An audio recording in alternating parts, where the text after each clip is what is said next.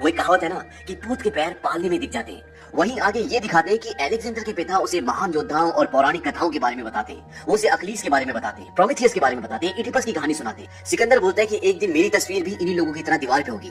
उसके पिता बोलते हैं कि ये सब इतना आसान नहीं है, इन सब के लिए तुम्हें अपनी माँ के चुंगल से निकलना पड़ेगा। उसके पिता बोलते हैं कि जिंदगी भर औरतों से बच के रहना, वो मर्दों से ज्यादा खतरनाक होती है। वक्त गुजरता रहता है और सिकंदर और बड़ा हो जाता है और अब सिकंदर के पिता एक और शादी कर रहे हैं और उनकी शादी के दिन लड़की के चाचा एंटनेस सिकंदर और उसकी माँ की बेइज्जती करते हैं। सिकंदर इस बात को बर्दाश्त नहीं कर पाता और वो पलटकर जवाब देता है। एंटनेस बोलता है कि इसने हमारी बेइज्जती की है। राजा फिलिप इस बात से चिढ़ जाता है और वो बोलता है कि सिकंदर इनसे माफी मांगो। सिकंदर कहता है कि नहीं, मैं माफी नहीं मांगूंगा और सिकंदर वहां से जाने लगता है और जब उसके पिता फिलिप उसके पीछे पीछे जाते हैं तो वो गिर जाते हैं। सिकंदर बोलता है कि ये आदमी तुम्हें यूनान से फारस तक ले जाएगा जो खुद 2 कदम नहीं चल पाता और इस बात से उसके पिता को बहुत गुस्सा आता है और वो सिकंदर को देश निकाला दे देते हैं। लेकिन कुछ ही वक्त बाद सिकंदर के पिता का खून हो जाता है। हालांकि ये कभी पता नहीं चलता कि उनके पिता का खून किसने किया था।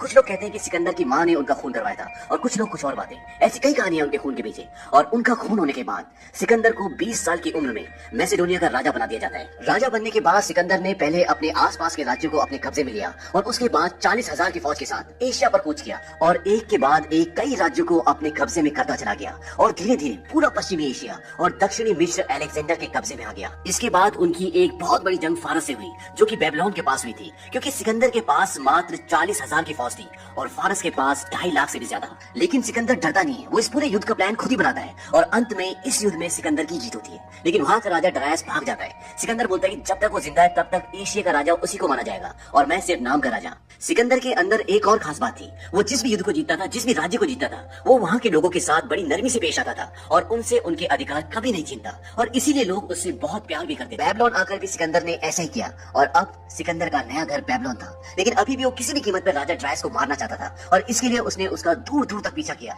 लेकिन इसमें वो नाकामयाब रहा।